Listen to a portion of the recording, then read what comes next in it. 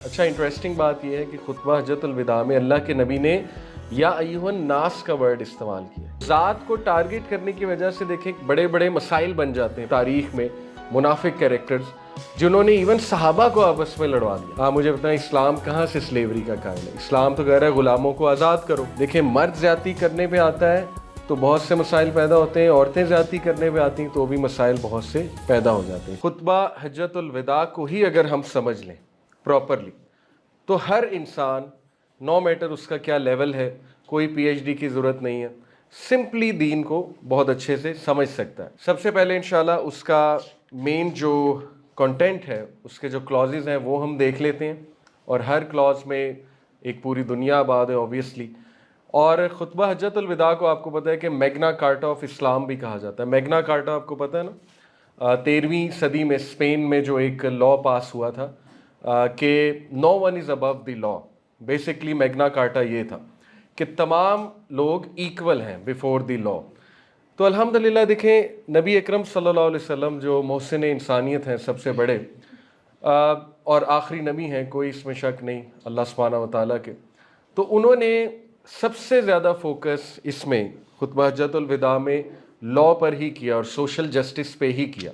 और ये याद रखें कि जिस माशरे से सोशल जस्टिस उठ जाता है उस माशरे में फिर तबाही आ जाती है। आप देखें कि पाकिस्तान के अगर बड़े बड़े मसाइल की बात की जाए तो बहुत बड़ा मसला सोशल जस्टिस है। सोशल जस्टिस ये होता है कि अमीर के लिए लॉ कुछ और है और गरीब के लिए लॉ कुछ और है, जबकि लॉ सेम होना चाहिए, दैट इज़ सोशल जस्टिस।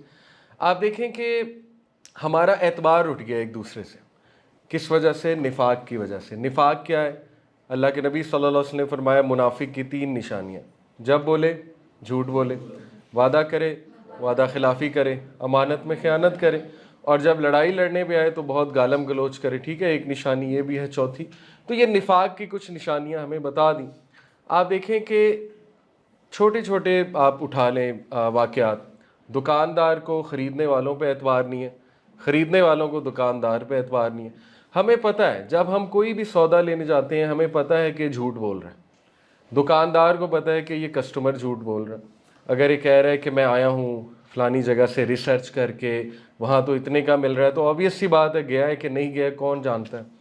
तो जिस माशरे में झूठ बहुत आम हो जाए, जिस माशरे में वादा खिलाफ़ी बहुत आम हो जाए, तो फिर वहाँ पे आहिस्ता आहिस्ता मामलात बिगड़ते जाते हैं। और यही हुआ। देखें, हर फील्ड के लोग झूठ बोल रहे हैं। एजुकेशन की फ़ील्ड उठा लें, आप डॉक्टर्स की फ़ील्ड उठा लें, हेल्थ की फ़ील्ड उठा लें, आप लॉ इन्फोर्सिंग एजेंसीज़ की फ़ील्ड उठा लें, लॉ की फ़ील्ड उठा लें। तो यही 3 तो वो फील्ड्स थी, ठीक है, जिन्होंने सोशल जस्टिस कायम करना था, लेकिन अनफॉर्चुनेटली वही ख़राब हो गई। तो इसलिए इट इज़ हाई टाइम कि इस चीज़ की याद दहानी भी करवाई जाए। और दैट्स वाई कि मैंने ये मुनासिब समझा कि वाई नॉट इस किताबचे में, चूँकि बहुत कॉम्प्रीहेंसिवली इसके क्लॉजेस को डिस्कस किया गया, तो लेट्स सी इंशाल्लाह। तो जी, खुतबा हज्जतुल विदा, इसके मैं वर्ड टू वर्ड पहले आपके सामने इंशाल्लाह क्लॉजेस रखता हूँ। आपको पता है कि अरफा के दिन नबी अकरम सल्लल्लाहु अलैहि वसल्लम तशरीफ़ लाए, उन्होंने वहाँ क़याम फरमाया। सूरज ढलने लगा तो फिर अल्लाह के नबी सल्लल्लाहु अलैहि वसल्लम ने अपनी ऊँटनी तैयार की, उस पर तशरीफ़ फरमा हुए और ये खुतबा इरशाद फरमाया। अल्लाह के नबी ने हम्दो सना अल्लाह की बयान करते हुए उसके बाद जो इब्तिदा फरमाई इस खुतबे की, वो ये है कि अल्लाह के सिवा कोई और माबूद नहीं, वो यकता है, कोई इसका शरीक नहीं। अल्लाह ने अपना वादा पूरा किया, इसने अपने बंदे की मदद फरमाई, और तन्हा इसी की ज़ात ने बातिल की सारी मुजतमे कुव्वतों को ज़ेर किया। लोगों, मेरी बात सुनो, मैं नहीं समझता कि आइंदा कभी हम इस तरह किसी मजलिस में इकट्ठे हो सकेंगे। ये जो शुरू है अल्लाह के नबी सल्लल्लाहु अलैहि वसल्लम का, देखें, कोई भी बात, दीनी बात, उसका आगाज़ अल्लाह की हम्द से करना चाहिए और अल्लाह की बड़ाइयत से करना चाहिए, क्योंकि अल्लाह सुब्हानहू व तआला के बग़ैर आपको पता है कि लाइफ डजंट मेक सेंस। और तौहीद जो है ये तमाम प्रॉब्लम्स का सलूशन है, इसमें इंशाल्लाह अभी हम डिटेल बात करेंगे। और शिर्क जो है ये तमाम प्रॉब्लम्स की रूट कॉज है। इसलिए हर नबी वो एक ही पैगाम के साथ आया था कि अल्लाह एक है, अल्लाह की इबादत करो। बार बार ह्यूमैनिटी को यही मैसेज दिया जा रहा था, राइट। और अगर आप हिस्ट्री में वापस जाएं, यू विल रियलाइज़ के वे बैक एक ही खुदा की इबादत होती थी, लेकिन उसके बाद आहिस्ता आहिस्ता लोगों ने कुछ वजूहात की वजह से या इंसानों को खुदा बना लिया, پتھروں کو خدا بنا لیا. اور وہ دو وجوہات بہت خوبصورتی سے اس کتاب میں ڈسکس کرتے ہیں عرفان الحق صاحب. وہ کیا ہیں؟ ایک وجہ انہوں نے بتائی خوف, ایک وجہ انہوں نے بتائی لالچ. آپ دیکھیں کہ یہ جو دو ایموشنز ہیں, یہ جو دو ایموشنل فیلنگز ہیں, کہ یا کسی چیز کا خوف, کس چیز کا خوف؟ دیکھیے کوئی پرابلم آ گئی, اس کا خوف کہ یہ پرابلم کو میں نے سالو کرنا ہے, نہ سالو کیا تو میرا کیا بنے گا. ٹھیک ہے, پھر لوگ پینک ہو کے ایسی ایسی چیزیں کرتے ہیں. ایون ہماری سوسائٹی میں آپ مثالیں دیکھ لیں, ٹھیک ہے نا, لوگوں کی زندگی میں کوئی چھوٹی سی آزمائش آ جائے. مثال کے طور پہ ہمارے ہاں بڑا یہ کامن ہے کہ عورتیں کہتی ہیں اکثر کہ فلانے نے بندش کروا دی, رشتہ ہو رہا تھا لیکن اس کے بعد رشتہ جو ہے وہ رک گیا. یا مرد کہتے ہیں کہ ہماری جاب لگ رہی تھی لیکن جاب اچانک سے چلی گئی تو لہٰذا کسی نے بندش کروا دی, کسی نے جادو کروا دیا. دیکھیں جادو حقیقت ہے, لیکن یہ سوچنا کہ کوئی ایک غلیظ جادوگر جو شریعت پہ تو بالکل بھی عمل نہیں کر رہا, بلکہ ظاہر ہے جادو کرنا تو ویسے ہی کفر ہے, وہ کیا اللہ سبحانہ و تعالیٰ سے زیادہ طاقتور ہے کہ وہ بندش کر کے کسی چیز کو روک سکتا ہے؟ ٹھیک ہے, تو ہمارے عقیدوں میں چھوٹے چھوٹے مسائل ہیں جس کی وجہ سے توحید میں خلل آتا ہے. انسان سے اتنا زیادہ ڈرنا, انسان کو رزق من جانب سمجھنا, ٹھیک ہے, انسان کا اتنا روب ہم پہ طاری ہو جانا کہ ہم ایک بندے کو خدا سمجھنے لگیں, یہ انسان کی ڈگنیٹی کو زیب ہی نہیں دیتا. اور اس کے پیچھے جو وجوہات ہیں وہ خوف ہے. تو خوف is very important to overcome. دوسری جو ریزن ہوتا ہے لالچ ہے. دیکھیے بہت سے لوگ جو ہے وہ دین کو تبدیل لالچ کی بیسس پہ کر دیتے ہیں. جیسے تھرو آؤٹ ہسٹری دیکھا گیا, پولیٹیشینز نے کچھ لالچ دی, مے بی کسی امیر طبقے نے لالچ دی, ٹھیک ہے, کہ دین میں یہ چینج کر دو, وہ کر دو. تو بنی اسرائیل نے یہی کیا نا, آپ نے دیکھا ہے, اپنے دین کی شکل ہی بگاڑ دی. پھر کرسچینٹی کس طرح سے ڈسٹارٹ ہوئی ہے, آپ کو پتہ ہے ٹرینٹی کا کنسیپٹ جو ہے کہ 3 in 1 ٹرینٹی سمجھتے ہیں نا آپ, father son and holy ghost, وہ کنسیپٹ آیا ہی 300 سال بعد ہے. اس سے پہلے تو ون گاڈ کا کنسیپٹ تھا کرسچینٹی میں بھی. ایون سینٹ کانسٹنٹائن جو تھا اس نے ٹرینٹی کی بات کی تھی, ٹرینٹی کی بات کی بھی تھی, اور ٹرینٹی کو امپلیمنٹ بھی اس نے کرایا تھا 300 سال بعد. اور اس کے پیچھے ریزن کیا تھی؟ پولیٹیکل ریزن تھی. رومنس کے, ظاہر ہے آپ کو پتہ ہے کہ سینٹ کانسٹنٹائن بھی رومن تھا, تو رومنس کو پولیٹیکل پاور میں رہنے کے لیے ضرورت تھی کہ مکسچر آف ریلیجنز, اپنے ریلیجن کو, پیگنزم کو مکس کر دیں حضرت عیسیٰ علیہ السلام کی ٹیچنگز کے ساتھ. تو بتانے کا مقصد آپ کو یہ ہے کہ خوف اور لالچ کی وجہ سے تھرو آؤٹ ہسٹری توحید میں ٹیچنگز ڈسٹارٹ ہوتی رہی ہیں. ادروائز پہلے دن سے پیغام یہی ہے کہ اللہ ایک ہے اور فکر آخرت, آخرت آ کر رہے گی. تو سب سے پہلے اسی لیے خطبہ حجۃ الوداع میں بھی توحید کی بات ہوئی. پھر اس کے بعد ایکویلٹی کی بات ہوئی, بہت ہی خوبصورت. اللہ کے نبی صلی اللہ علیہ وسلم نے سورہ حجرات کی یہ آیات تلاوت فرمائی. اس کا ترجمہ ہے, انسانوں یا ایھا الناس, ہم نے تم سب کو ایک ہی مرد و عورت سے پیدا کیا ہے. اچھا انٹرسٹنگ بات یہ ہے کہ خطبہ حجۃ الوداع میں اللہ کے نبی نے یا ایھا الناس کا ورڈ استعمال کیا, یعنی انسانوں, کیونکہ ظاہر ہے اللہ نے اس دین کو دنیا کے کونے کونے میں پہنچانا ہے. آپ کو پتہ ہے کہ قرآن کا اعلان ہے, وَقُلْ جَاءَ الْحَقُّ وَزَهَقَ الْبَاطِلُ إِنَّ الْبَاطِلَ كَانَ زَهُوقًا, کہ حق غالب آئے گا, truth will definitely spread and باطل will perish, falsehood will perish, for verily falsehood is bound to be perished. یہ رول ہے, جھوٹ جو ہے وہ زیادہ دیر نہیں رہتا ہے, falsehood زیادہ دیر نہیں رہتا. اور یہ آج کے دور میں ہم وٹنس بھی کر رہے ہیں کہ الحمدللہ اسلام کتنی تیزی سے پھیل رہا ہے. سوشل میڈیا کا دور ہے, یوٹیوب کا دور ہے, رائٹ, اس کی حقانیت ثابت ہوتی جا رہی ہے. لاجک کا دور ہے نا, لاجک کے دور میں آپ کو پتہ ہے کہ the only religion that will stand is Islam انشاءاللہ, اور یہ آپ دیکھیں گے اپنی آنکھوں سے. ٹھیک ہے, تو اس لیے تمام انسانوں کو مخاطب کر کے کہا قرآن نے, اور اللہ کے نبی تلاوت فرما رہے ہیں کہ تم سب کو ایک ہی جوڑے سے, مرد اور عورت سے پیدا کیا گیا, اور تمہیں جماعتوں اور قبیلوں میں بانٹ دیا کہ تم الگ الگ پہچانے جا سکو. دیکھیں ٹرائبل سسٹم, اللہ نے ذات پات کا سسٹم ہے, کوئی ارائی ہے, کوئی شیخ ہے, رائٹ, کوئی جٹ ہے, اگر ہم اپنے یہاں پہ بات کریں, اسی طرح کوئی جو ہے وہ سید ہے, وغیرہ وغیرہ, آل دیز تھنگس. تو یہ نارمل ہے ایز لانگ ایز کہ اس ذات کی بیسس پہ آپ بڑائی کا اظہار نہیں کرتے. بڑائی کا جو اظہار ہے وہ کرائٹیریا اللہ ہمیں بتا رہے ہیں, وہ کیا ہے کہ تم میں زیادہ عزت و کرامت والا اللہ کی نظروں میں وہی ہے جو تقوی والا ہے, جو خدا خوفی والا ہے, جو پرہیزگار ہے. تو دس از اے بیوٹیفل کرائٹیریا، اور سوچیں کہ یہ کرائٹیریا بہت سے پرابلمس کو سالو کر دیتا ہے، رائٹ؟ آپ دیکھیں کہ اگر ہندوازم کی بات کریں، اس میں ذات پات کا کتنا سسٹم ہے، اس میں وہ جو برہمن ہیں وہ سب سے ہائی ہیں، پھر شودر ہیں، آپ کو پتہ ہے کہ وہ سب سے نیچ ہیں، اور ان کا کانسیپٹ یہ ہے کہ 7 جنم ہوتے ہیں، ڈپینڈنگ اپون ہمارے جو گناہ ہیں اس کے مطابق نیکسٹ جنم ہمارا ایک نچلی ذات میں ہوتا ہے، اور ڈپینڈنگ اپون آور اعمال اس کے مطابق ہمارا نیکسٹ جنم ایک ہائر ذات میں ہوتا ہے۔ تو انہوں نے اس ذات سسٹم کو جسٹیفائی کیا ہوا ہے لاجیکلی، ٹھیک ہے، کہ اگر کوئی شودر ہے، اچھوت ہے، تو یہ اس کا قصور ہے، کیونکہ پچھلے جنم میں اس نے کچھ گناہ کیے ہوں گے، تو اس لیے خدا نے، بھگوان نے اسے اس طرح سے پیدا کیا۔ تو یہ باطل ٹیچنگز ہیں، اور ظاہر ہے کہ this is not the answer to the problems, بلکہ answer to the problems is کہ سب ایکول ہیں، اور کرامت والا وہ ہے اصل میں، عزت والا وہ ہے جو کہ پرہیزگار ہے۔ تو یہ بہت امپورٹنٹ میسیج ہے۔ پھر دیکھیے فرمایا، نہ کسی عرب کو اجمی پر کوئی فوقیت حاصل ہے، نہ کسی اجمی کو کسی عرب پر، نہ کالا گورے سے افضل ہے، نہ گورا کالے سے، ہاں بزرگی اور فضیلت کا کوئی معیار ہے تو وہ تقویٰ ہے۔ اب دیکھیے سیکٹیرینزم اور جو ہمارے ہاں ذات پات کا سسٹم ہے، بہت زیادہ اس کے مسائل ہیں۔ آپ کو پتہ ہے بلوچستان آپ چلے جائیں تو وہاں پہ ایک سوچ بلوچی ورسز پنجابی، رائٹ؟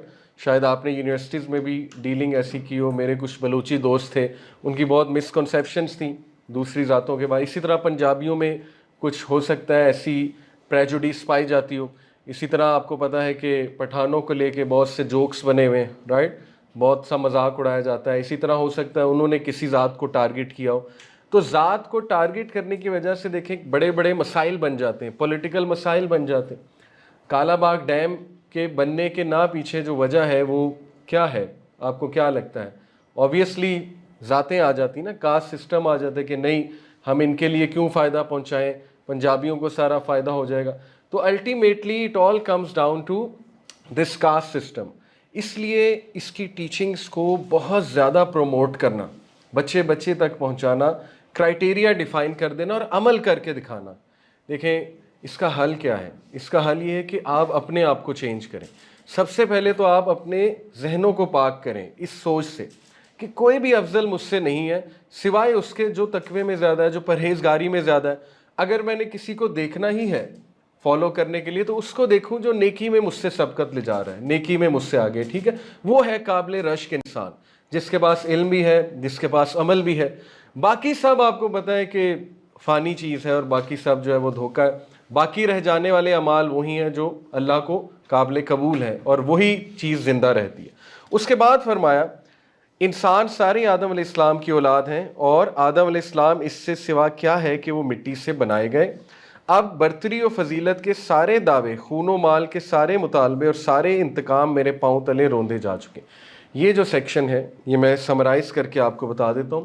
اس میں اللہ کے نبی قریش سے مخاطب ہے کہ تم لوگوں کی جتنی وارز تھیں، دیکھیں نا اوس اور خزرج کی جو وار تھی وہ ٹرائبلزم کی بیسس پہ تھی، رائٹ؟ اور 7 صدیوں سے وہ جنگیں چلی آ رہی تھیں۔ امیجن عربس بہت لڑاکے تھے، تو اللہ کے نبی ان کو یاد دہانی کروا رہے ہیں کہ دور جہالت کی طرف مت پلٹ جانا۔ ٹرائبلزم جو نیشنلزم ہے، ایکسٹریم فارم آف نیشنلزم، اس کی طرف مت پلٹ جانا، بلکہ اللہ نے جو تمہیں نعمت دی ہے اس نعمت کا شکر ادا کرتے رہنا۔ اور وہ نعمت یہ ہے کہ اس نے تمہارے دلوں کو یونائٹ کر دیا، جسے کہتے ہیں سوشل انٹیگریشن۔ سوشل انٹیگریشن ہماری کنٹری کا ایک بہت بڑا مسئلہ ہے اور بہت بڑا حل بھی ہے۔ کن چیزوں کا حل ہے؟ جو بڑے بڑے پولیٹیکل مسائل ہیں ان کا حل ہے۔ پارٹی بازیاں ہوتی ہیں ذات پات کی سسٹم میں، آفس کلچر میں ذات پات کی سسٹم پہ فیورٹزم ہوتی ہے، گروپس بن جاتے ہیں، یہ جی ارائیوں کا گروپ ہے، یہ فلانے جٹوں کا گروپ ہے، یہ رانوں کا گروپ ہے، راج کو۔ تو دیکھیں نا یہ کس طرح کا سوشل انجسٹس چل رہا ہے ہماری سوسائٹی میں، رائٹ؟ تو اٹ از ہائی ٹائم کہ ہم اپنی یوتھ کو اس پہ بہت زیادہ ایجوکیٹ کریں۔ اس کے بعد اللہ کے نبی صلی اللہ علیہ وسلم نے فرمایا دیکھو میرے بعد گمراہ نہ ہو جانا کہ آپس میں کشت و خون کرنے لگو۔ اگر کسی کے پاس امانت رکھوائی جائے تو وہ اس بات کا پابند ہے کہ امانت رکھوانے والے کو امانت پہنچا دے۔ اگین ریمائنڈر کیا دیا کہ بلڈ شیڈ نہ پھیلانا، میرے بعد لڑائی نہ کرنا۔ اس میں ہمیں عملی مثال ملتی ہے، سب سے بہترین مثال حضرت عثمان غنی رضی اللہ عنہ۔ آپ دیکھیں اس دور میں فتنہ تھا، ایک پرفتن دور تھا، سول وارز ایون صحابہ میں ہوئی ہیں، تاریخ اس بات کی گواہ ہے، ٹھیک ہے؟ اور یہ بہت افسوسناک چیپٹر ہے ہماری ہسٹری میں۔ لیکن آپ صحابہ کا رویہ دیکھیے، آپ حضرت عثمان غنی کا رویہ دیکھیں کہ وہ شہید ہو گئے لیکن انہوں نے جواب میں تلوار نہیں اٹھائی، رائٹ؟ اور دیکھیے اسی لیے ان کا کتنا مقام و مرتبہ. آپ حضرت علی کی ڈگنیٹی دیکھیے رضی اللہ تعالیٰ عنہ، کتنی مشکلات ہیں حضرت علی کو، لیکن کیا ڈگنیٹی تھی امام علی رضی اللہ عنہ کی، رائٹ؟ حضرت علی جو سول وارز تھیں، انفارچونیٹلی ہم کہتے ہیں سارے صحابہ جو ہیں وہ اللہ کے پیارے تھے، اور کچھ ظاہر ہے آپس کے اختلافات تھے ان کے، تو انشاءاللہ اللہ تعالیٰ انہیں معاف بھی کرے گا سب کو، اور وہ جنتی ہیں، ہمارا تو اس پہ ایمان ہے. لیکن ہم نے یہ دیکھنا ہے کہ صحابہ کا رویہ کیا تھا اس پہ. آپ دیکھیے کہ حضرت زبیر صلی اللہ عنہ تلوار اٹھا کے لائے حضرت علی کے سامنے. کتنی افسوسناک بات ہے، ایک افسوسناک چیپٹر ہے کہ بچپن کے دوست آپس میں بہت محبت کرنے والے، یعنی بتانے کی میں کوشش کر رہا ہوں کہ ایسی سازشیں ہوئیں ہماری تاریخ میں، اور ایسے جو ہے نا وہ کیریکٹرز ملتے ہیں ہمیں تاریخ میں، منافق کیریکٹرز جنہوں نے ایون صحابہ کو آپس میں لڑوا دیا. Can you believe it, who are the best of people. لیکن حضرت علی صلی اللہ عنہ نے جو ڈگنیٹی دکھائی، جب حضرت زبیر سامنے آئے تو حضرت علی نے تلوار ریٹرن میں نہیں اٹھائی. جنگ صفین کی بات کر رہا ہوں، ٹھیک ہے؟ اور حضرت علی مسکرائے، اور حضرت علی صلی اللہ عنہ نے حضرت زبیر کو کہا کہ زبیر، ایک دن ہم رسول اللہ کے ساتھ تھے، انہوں نے آپ کو ایک بات کہی تھی، تو کیا آپ کو بات یاد ہے؟ اب آپ دیکھیں دونوں کا کریکٹر دیکھیں. حضرت زبیر ایک دم خاموش ہو گئے، حالانکہ اس ٹائم آپ کو پتہ ہے بندے کے سر پہ خون سوار ہوتا ہے. خاموش ہو گئے اور سوچنے لگے وہ کیا بات تھی. وہ بات یہ تھی کہ ایک دن اللہ کے نبی صلی اللہ علیہ وسلم کے سامنے حضرت علی اور حضرت زبیر تھے، تو حضرت زبیر سے اللہ کے نبی نے مسکرا کے پوچھا کہ زبیر، ڈو یو لو علی، کیا آپ علی سے محبت کرتے ہیں؟ تو حضرت زبیر نے کہا بالکل کرتا ہوں، یہ تو میرے بچپن کے ساتھی ہیں. تو اللہ کے نبی نے اتنی بڑی بات کر دی، کہا کہ زبیر ایک ٹائم آئے گا آپ علی سے لڑیں گے، علی حق پہ ہوگا اور آپ غلطی پہ ہوں گے. جیسے ہی حضرت زبیر نے بات سنی، یاد کی، ان کے ہاتھ سے تلوار گر گئی حضرت زبیر کی، اور وہ چلے گئے. آپ دیکھیں یہ کیا تربیت تھی. صحابہ بھی انسان تھے. پہلی بات اس سے کیا ثابت ہوتا ہے، وہ بھی انسان تھے، وہ بھی فتنوں کا شکار ہو سکتے تھے اور ہوئے، ہمارے سامنے ہیں، ٹھیک ہے؟ لیکن ان کی تربیت اتنی سالڈ تھی، سوشل انٹیگریشن اتنی سالڈ تھی کہ جب انہیں اللہ رسول کی بات یاد کرائی جاتی تھی، جب انہیں خدا خوفی دلوائی جاتی تھی، تو وہ سب کچھ بھول کے اپنی لڑائیاں ختم کر دیتے تھے. حضرت زبیر بھاگ گئے وہاں سے، اور اس کے بعد وہ واقعہ آگے جاتے ہیں. میں واقعہ آپ کو اس لیے سنا رہا ہوں، اس میں بہت لیسنز ہیں. اس کے بعد حضرت زبیر کو ایک خارجی آپ کو پتا نا ایک فرقہ تھا اس دور میں جنہوں نے ایکچولی میں یہ لڑائی کروائی تھی. تو ایک خارجی تھا شخص، وہ اصل میں ابھی حضرت علی کی سائڈ پہ تھے خارجی، بعد میں حضرت علی کے خلاف بھی ہو گئے آگے جا کے. تو ایک خارجی نے چیز کیا حضرت زبیر کو، اور حضرت زبیر سے بڑا ٹرک کر کے انہیں شہید کر دیا. کیسے؟ انہیں کہا کہ میں اکیلا ہوں تو آپ کے ساتھ شریک ہو جاؤں، ذرا مجھے ایک وہ مل جائے گا، سیکیورٹی مل جائے گی، میں آپ کے ساتھ ساتھ چلتا ہوں، آپ کے کچھ کام کر دوں گا. انہوں نے کہا آ جاؤ. حضرت زبیر نماز میں تھے، سجدے کی حالت میں جب گئے تو اس ظالم نے حضرت زبیر کی گردن کو سر سے قلم سے جدا کر دیا، اور ان کی انگلیاں کاٹیں، اور ان کی انگلیاں کاٹ کے حضرت علی کے پاس لائے. اور حضرت علی صلی اللہ عنہ کہا کہ میں نے آپ کے دشمن کو مار دیا. تو حضرت علی چیختے ہوئے باہر آئے، اور حضرت علی نے کہا کہ کون ہے وہ بدبخت جس نے یہ ظلم کر دیا ہے؟ اور حضرت علی صلی اللہ عنہ نے کہا کہ تجھے میں بشارت دینا چاہتا ہوں، یعنی بشارت سے یہاں پہ مراد ہے وارننگ، کہ اللہ کے نبی سے میں نے سنا ہے کہ زبیر کا جو قاتل ہے اس کو جہنم کی بشارت دے دو، کنفرم جہنم کی اس کو خبر دے دو. جب اس شخص نے یہ سنا تو تاریخ میں اس کے بارے میں آتا ہے کہ وہ پاگل ہو گیا اور اس نے سوئسائڈ کر لی، یعنی اس کا انجام بہت برا ہوا. اور پھر حضرت علی صلی اللہ عنہ جب حضرت زبیر کے قریب آئے، یعنی ان کی لاش کے، تو حضرت زبیر صلی اللہ عنہ کا ماتھا چوما اور ان کو یہ الفاظ کہے کہ مجھے امید ہے کہ جب ہم جنت میں داخل ہوں گے تو اللہ ہمارے دل سے غل نکال دے گا. اور یہ دعا پڑھی، وہ دعا ہے پوری کہ اے اللہ جب ہم جنت میں ملیں تو ہمارے دل سے ہر وہ چیز نکال دیجیے جس سے ہمارے دلوں میں کوئی رنجش آ گئی تھی. تو دیکھیے یہ تربیت تھی صحابہ کی، ٹھیک ہے.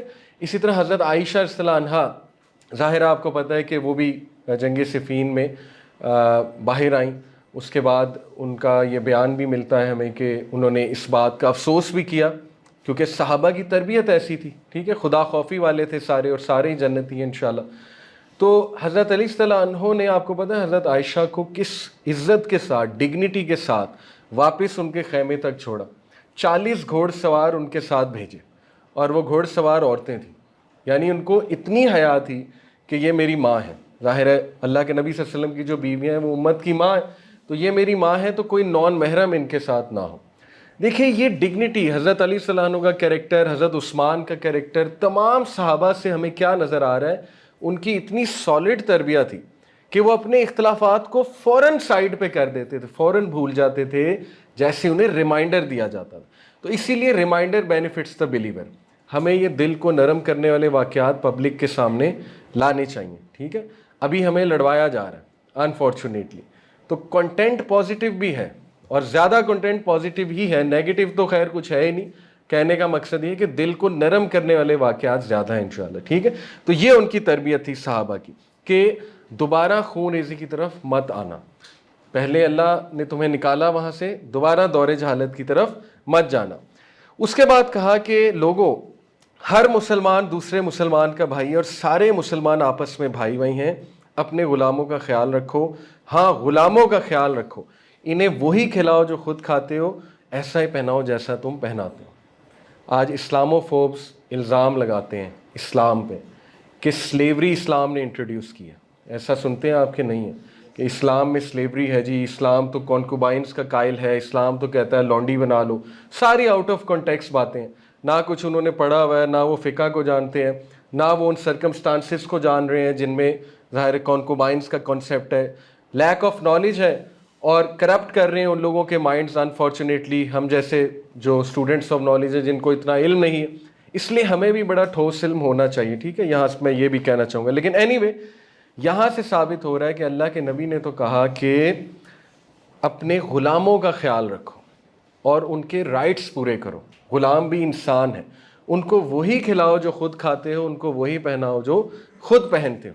बहुत इंपॉर्टेंट इंस्ट्रक्शन है और तारीख़ इस बात की गवाह है कि अल्लाह के नबी सल्लल्लाहु अलैहि वसल्लम को सर्व करने वाले जो लोग थे, कौन थे? अनस बिन मालिक और हज़रत ज़ैद थे, ठीक है। पहले अनस बिन मालिक रज़ियल्लाहु अन्हु ने 10 साल अल्लाह के नबी सल्लल्लाहु अलैहि वसल्लम को सर्व किया बतौर हेल्पर, और अनस बिन मालिक खुद कहते हैं कि मैंने 10 साल में एक बार नबी सल्लल्लाहु अलैहि वसल्लम को इस तरह के एक्सप्रेशन नहीं उनके चेहरे पे देखे कि ओह हो ये तुमने क्या कर दिया।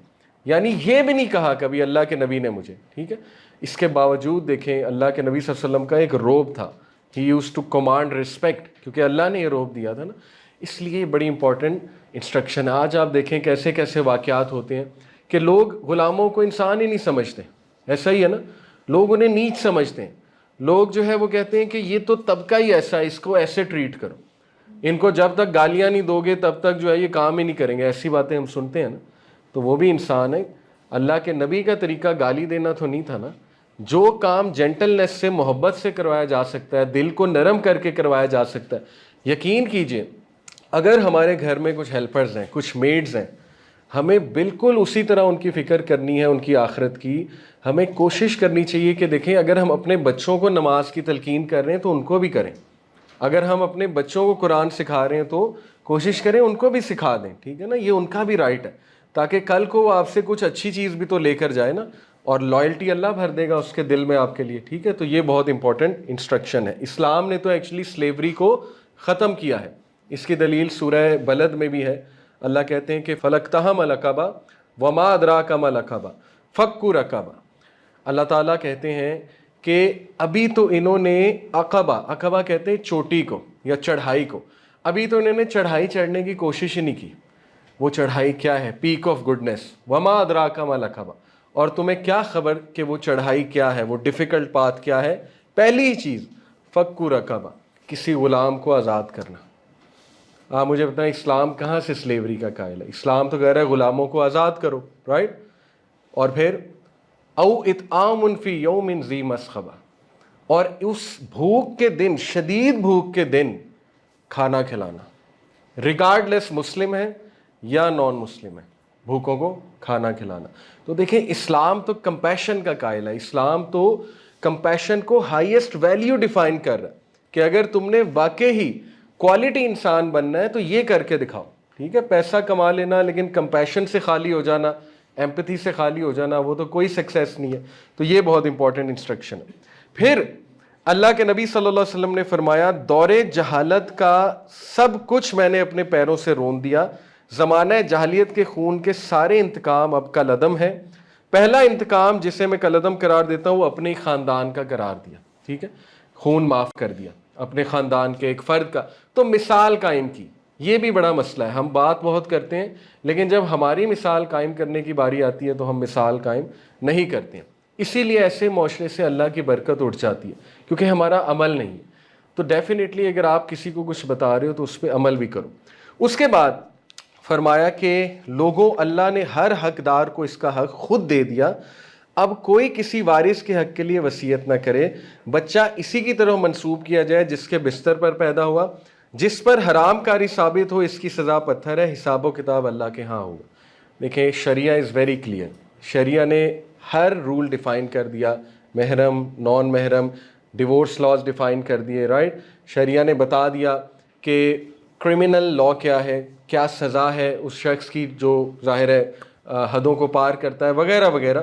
تو اللہ کے نبی یہ تلقین فرما رہے ہیں کہ جب تک تم لوگ شریعت پر چلو گے کامیابی تمہارا قدم چھوئے گی، اللہ کی مدد تمہارے ساتھ شامل رہے گی، ٹھیک ہے۔ اور ساتھ میں یہ بھی تلقین فرمائی جا رہی ہے کہ کسی کا حق نہ مارو، یعنی کسی یتیم کا مال نہ کھاؤ۔ آج آپ ہماری سوسائٹی میں دیکھیں بہت کامن ہے، بہنوں کو انہیریٹنس نہیں دی جاتی، ابھی تک ہے انفارچونیٹلی، ٹھیک ہے۔ ہم یہ سمجھتے تھے کہ اب چلو ماڈرن دور میں شاید ایسا ہو گیا ہو، لیکن مجھے ابھی ریسنٹلی کچھ بہت ہی پڑھی لکھی فیملیز کے بارے میں پتہ لگا کہ ان کی عورتیں شکایت لے کر آئیں جی کہ ہمارے ساتھ بھی ایسا ہوا۔ تو اس لیے خدا خوفی کرنی چاہیے مردوں کو، کسی کا مال، کسی کا حق جو ہے وہ ظاہر ہے اپنے پیٹوں میں ٹھونس کے، اس کی بہت بڑی سزا ہے جہنم میں۔ بلکہ وہ حدیث مجھے تھوڑی تھوڑی یاد آ رہی ہے کہ ایسا جو انسان ہوگا اس کے گلے میں پھندا ڈالا جائے گا، اس مال کا آگ کا پھندا ڈالا جائے گا، ٹھیک ہے۔ تو دیکھیں ظلم کو بہت ناپسند کیا گیا ہے اسلام میں، اور سب سے بڑا ظلم شرک ہے، اس پہ ہم آگے جا کے ابھی انشاءاللہ جو ہے وہ بات کریں گے۔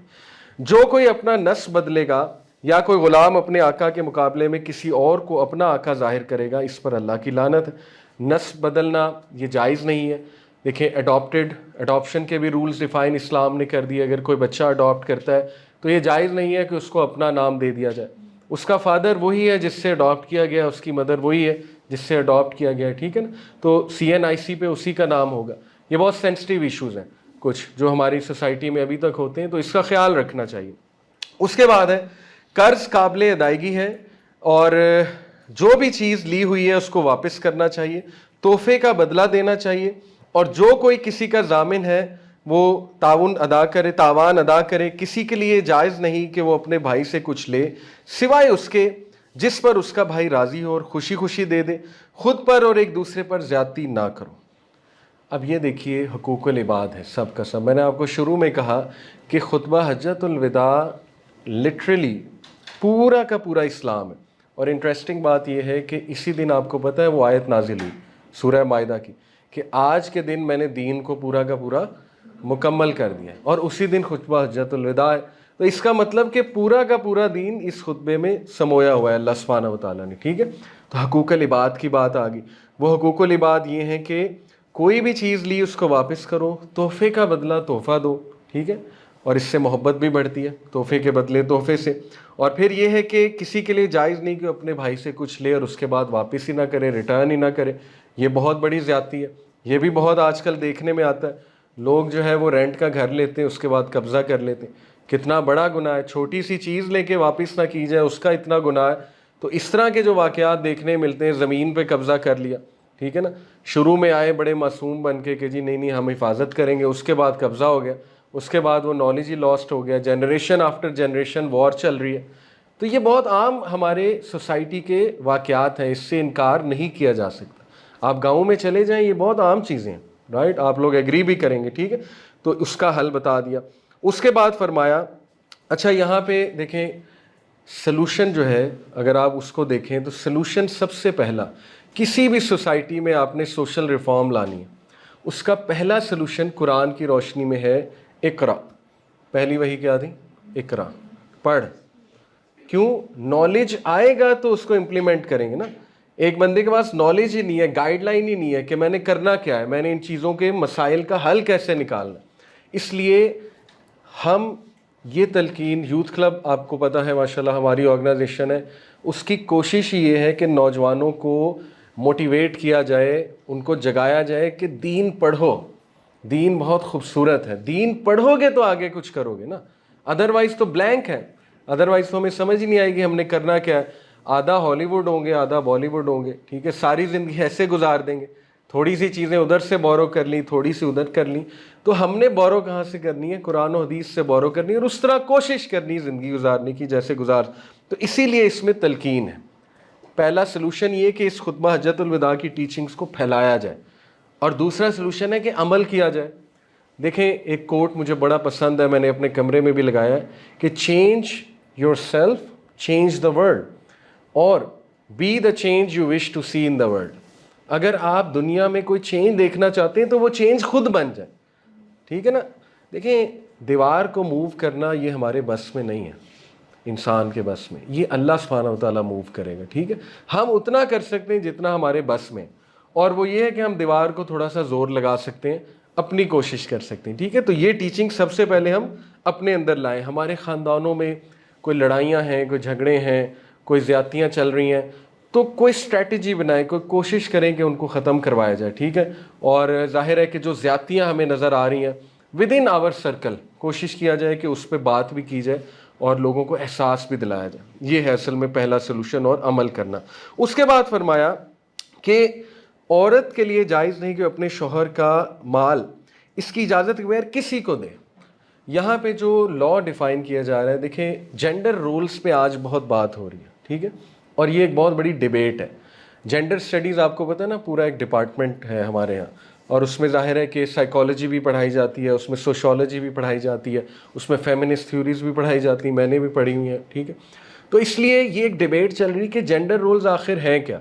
یہ میں کوئکلی ایک ریویو آپ کو کروا دوں تاکہ آپ کو اس کا بھی نالج ہو کہ اس وقت سوسائٹی میں کرنٹلی یہ وار چل کیوں رہی ہے جینڈر رولز کی. دیکھیے ہوا یہ تھا کہ ورلڈ وار 2 میں بہت سے جو مرد ہیں، پہلی تو یہ بات ہمیں اکنالج کرنی چاہیے کہ ویسٹ نے عورتوں کو حقوق نہیں دیے، ٹھیک ہے، اس میں کوئی دوسری رائے نہیں ہے.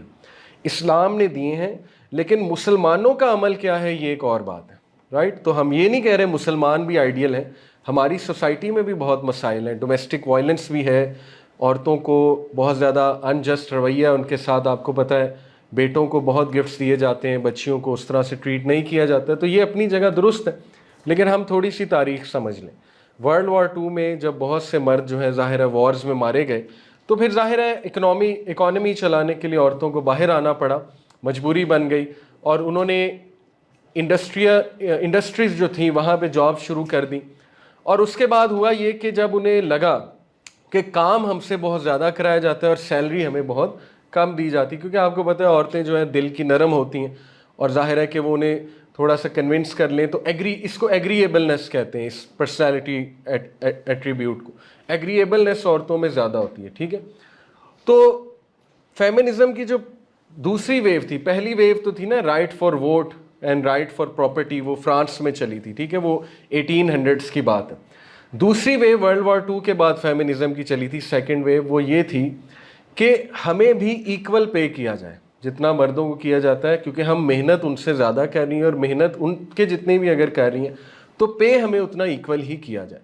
میک سینس، ٹھیک ہے، پے ایکول ہی ہونی چاہیے، پے کمپیٹنسی بیسڈ ہونی چاہیے، جس میں کمپیٹنسی زیادہ ہے اس کو پے اتنی ملنی چاہیے، make sense.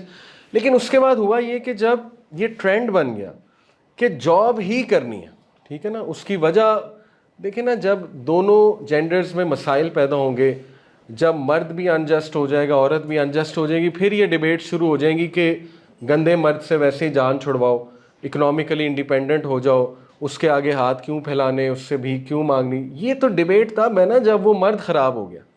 Otherwise gender role تو بہت صاف ہے، بہت سیدھا ہے کہ مرد کو حکم دیا گیا ہے کہ نان نفقہ تم نے ارینج کرنا ہے، عورت پہ تو کوئی ذمہ داری ڈالی ہی نہیں اسلام نے.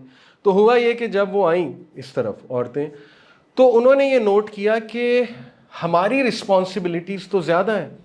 یعنی مرد آرام سے آتا ہے، جاب کرتا ہے، گھر چلا جاتا ہے، بنی ہوئی روٹی ملتی ہے اسے. ہم نے جاب بھی کرنی ہے، ہم نے گھر جا کے کھانا بھی بنانا ہے، ہم نے بچوں کو بھی سنبھالنا ہے، ہم نے بچوں کو پڑھانا بھی ہے، ٹھیک ہے. تو یہ ساری چیزیں رکاوٹیں ہیں، किस चीज़ में रुकावट है? हमारे कैरियर में रुकावट है। तो लिहाजा जेंडर रोल्स ही गलत है। ये 1960s की बात कर रहा हूँ, ठीक है, जो वहाँ की फेमिनिस्ट थी उस दौर की, उन्होंने जेंडर रोल्स को चैलेंज किया कि ये रोल्स किसने डिफाइन किए? ये मर्दों के बनाए हुए रोल्स हैं, टॉक्सिक मस्कुलिनिटी, राइट। मर्दों ने औरतों पे हुकूमत करने के लिए रोल्स बना दी कि ठीक है तुम घर में ये भी करो वो भी करो। तो वहाँ से क्या हुआ, जेंडर रोल्स ही चैलेंज हो गए कि ये रोल्स ही गलत है। मैं खाना क्यों बनाऊँ, ठीक है, मैं ही क्यों जो है बच्चों की परवरिश करूँ, मैं ही क्यों बच्चों की घर की हिफाजत करूँ, मर्द को भी 50% मेरा साथ देना चाहिए, ठीक है। ये डिबेट शुरू हो गई। ये डिबेट चलते चलते जो थर्ड वेव आई वो उससे नेक्स्ट लेवल थी, 1990s में आई। वो ये थी कि औरत सुपीरियर है, मर्द नीचे है। पहले था ना हम मर्द के इक्वल हैं। नेक्स्ट वेव उससे भी बड़ी थी, वो ये थी कि हम सुपीरियर हैं, इसलिए सारे चीज़ें हमारे थ्रू होनी चाहिए, ठीक है। फोर्थ वेव उससे नेक्स्ट लेवल थी, वो ये थी कि हम ही मर्द हैं, मर्द एग्जिस्ट नहीं करता, मर्दों को वैसे ही मार दो, ठीक है, मैन आर पिग्स। और वो जाहिर है ये हकीकत है, ये मैं आपको मतलब कोई अफसानवी बातें हंसाने के लिए नहीं बता रहा हूँ। देखें ऐसे ऐसे वाक़यात कोट किए गए कि एक बहुत एक्सट्रीम सिचुएशन उठाई गई कि अब्यूसिव मर्द था, इसने ये कर दिया वो कर दिया, वो सारी चीज़ जनरलाइज बाकी मर्दों पे कर दी गई, ठीक है। तो ये बहुत बड़ा जुर्म है, बहुत बड़ा क्राइम है फेमिनिस्ट का, रेडिकल फेमिनिस्ट की बात कर रहा हूँ, कि उन्होंने बाकी मर्दों को भी गंदा कर दिया। आप समझ रहे हैं? तो मिस्टेक्स दोनों साइड्स पे होती हैं। हम नहीं कहते मर्द फरिश्ते हैं, हम ये भी नहीं कहते औरतें फरिश्ता हैं, ठीक है।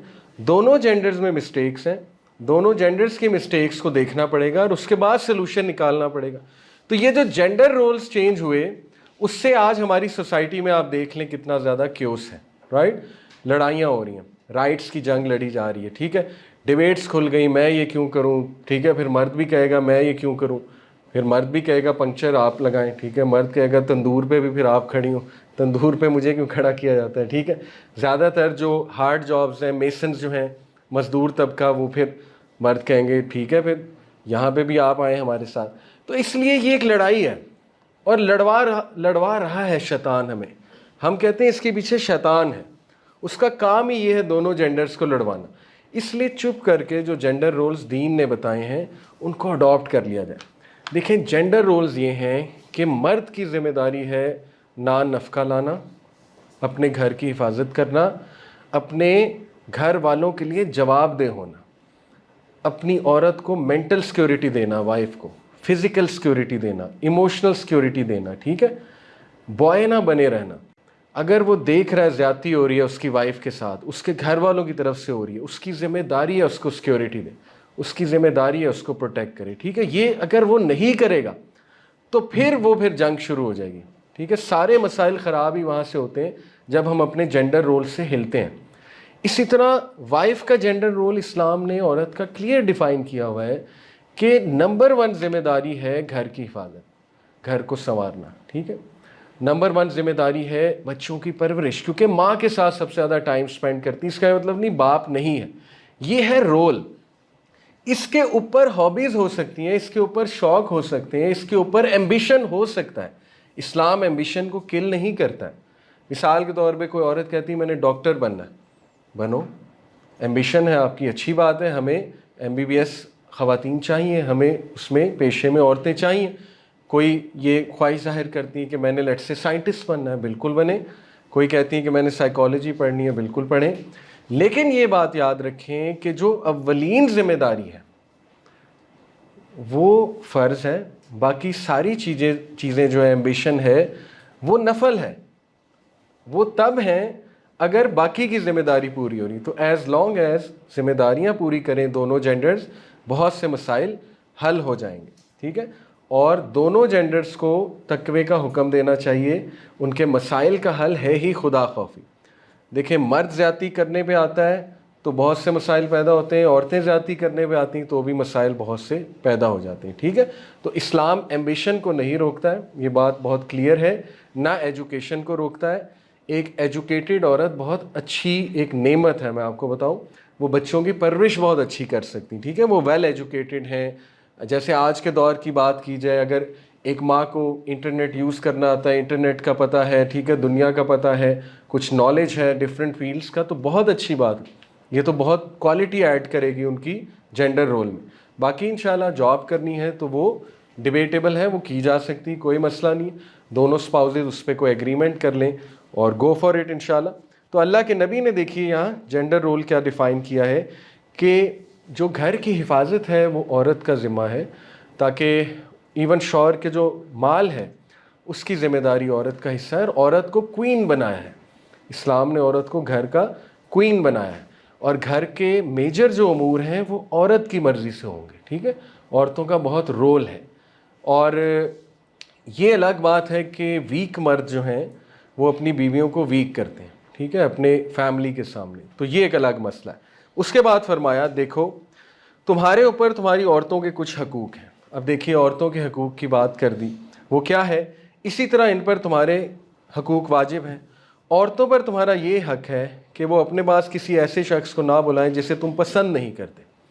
Very clear cut. وہ کلیئر کٹ یہ ہے کہ دیکھیں ابھی بھی ایون انڈین موویز اس بات کو, اس ریالٹی کو دکھاتی ہیں بار بار کہ میل فیمیل فرینڈشپ وہ کتنے زیادہ مسکنسیپشنز کو جنم دیتا ہے. ایسا ہے کہ نہیں؟ ہم یہ کہتے ہیں کہ میل فیمیل ریلیشن ہو سکتا ہے ایک ڈگنیفائڈ, ایک ڈیسنٹ, جیسے میں آپ لوگوں سے بات کر رہا ہوں, آپ لوگ مجھے سن رہی ہیں, آپ لوگ مجھے سلام کریں گے, میں جواب بھی دوں گا, ٹھیک ہے, بہت اچھے سے بات کروں گا.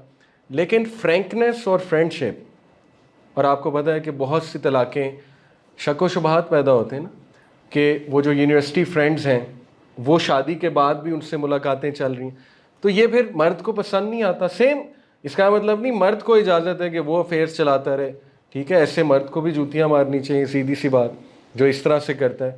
تو یہ ناجائز ہے, دونوں کے لیے ناجائز ہے. تو یہاں اللہ کے نبی نے فرمایا کہ دیکھو سب سے پہلے عورتوں کا جو جینڈر رول ہے وہ ہے وفاداری نبھائیں, اور مردوں کو بھی ہے, ٹھیک ہے, لیکن یہاں اسپیسیفک عورتوں کے حوالے سے اس لیے بات کی ہے کیونکہ ظاہر ہے کہ شاید یہ ایک بڑا فتنہ ہے ڈیفینیٹلی, تو اس حوالے سے ہے. اس کے بعد فرمایا جسے, اور وہ کوئی خیانت نہ کریں, کوئی کام کھلی بے حیائی کا نہ کریں, اور اگر وہ ایسا کریں تو اللہ کی جانب سے اس کی اجازت نہیں. اس کے بعد فرمایا عورتوں سے بہتر سلوک کرو, بہترین سلوک کرو, کیونکہ وہ تمہاری پابند ہیں. پابند سے یہاں پہ مراد ہے تم ان کے ذمہ دار ہو, تم انہیں ایک بانڈ میں لے کر آئے ہو, ٹھیک ہے, انہیں اکیلا مت چھوڑو, ان پہ ساری ذمہ داری مت ڈال دو. ہوتا یہ ہے کہ ہم ساری کی ساری ذمہ داری وائف پہ ڈال دیتے ہیں اور خود جو ہے نا وہ چل کرتے ہیں کہ اب یہاں اس گھر میں ایڈجسٹ بھی یہ ہوگی, ٹھیک ہے نا, اسی کا کام ہے گھر کو بنانا, اسی کا کام ہے یہاں پہ ایڈجسٹ ہونا, اسی کا کام ہے سب کو خوش رکھنا, اور ہماری سپورٹ زیرو ہے. تو اس طرح سے بات نہیں چلتی, ٹھیک ہے. تو یہاں پہ اس ذمہ داری کا احساس دلایا جا رہا, اور خود اپنے لیے وہ کچھ نہیں کر سکتی. یہاں سے مراد یہ ہے کہ ان کو سپورٹ کرو, ٹھیک ہے. عورتوں کو سپورٹ چاہیے, اسلام سپورٹ کا قائل ہے کہ ایک دوسرے کا ہاتھ بٹاؤ. یہ ہے جینڈر رولز. یہ نہیں ہے ایک دوسرے کی جو ہے نا وہ ہاتھ کھینچو, ایک دوسرے کی ٹانگیں کھینچو, یا ایک دوسرے کو نیچا دکھاؤ. یہ تو پھر وہ والی مینٹیلٹی ہے نا. دیکھیں اسٹیون کووی نے کہا ون ون مینٹیلٹی ہونی چاہیے. یہ آپ نے شاید ہیبٹ پڑھی ہو 7 ہیبٹس میں, win win, right. Win win ہے کہ let's come to a solution جس میں تم بھی جیتو میں بھی جیتوں, دس از دا رائٹ وے. ایک مینٹیلٹی ہوتی ون لوز, کہ میں نے جیتنا ہے انہوں نے ہارنا ہے, ٹھیک ہے. یہ جب ریلیشن شپس میں آ جاتی ہے تو وہ ریلیشن شپ ٹاکسک بن جاتا ہے. ایک مینٹیلٹی ہے لوز لوز, نہ میں خود جیتوں گا نہ انہیں جیتنے دوں گا, وہ بھی پھر ٹاکسک ریلیشن بن جاتا ہے, ٹھیک ہے. تو اس لیے اسلام ون ون کا قائل ہے کہ عورتوں کو کچھ چیزوں میں عورتوں کو بہت فوقیت ہے, کچھ چیزوں میں مردوں کو بہت فوقیت ہے, ٹھیک ہے. اللہ نے ڈیفائن کر دیا کلیئرلی. تو جب اللہ کے بیلنس سے آپ ہٹیں گے تو مسائل کا شکار ہوں گے, سیدھی سی بات ہے, ٹھیک ہے. خالق بہتر جانتا ہے, اس نے ہمیں بنایا ہے, ساخت جانتا ہے, ہماری سائیکالوجی جانتا ہے خالق. مرد و عورت دونوں کی جو کیمسٹری ہے اس کو خالق بہترین جانتا ہے. تو خالق بتائے گا کہ کس نے کیا کرنا ہے, ٹھیک ہے.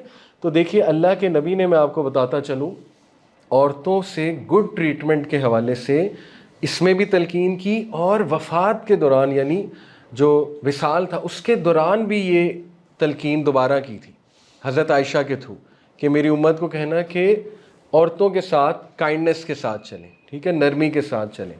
اور پھر آگے وجہ بھی بتائی تھی کہ ظاہر ہے کہ you have to be very kind to them, کیونکہ ظاہر ہے کہ وہ آپ کے گھر کی حفاظت کرتی ہیں, ان کے کچھ حقوق ہیں, وہ آپ کے بچوں کو سنبھالتی ہیں, ٹھیک ہے.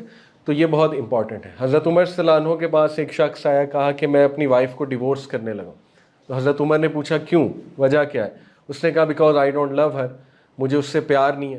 تو حضرت عمر نے تاریخی جملہ کہا, انہوں نے کہا must every relation be built on love, what about loyalty and appreciation.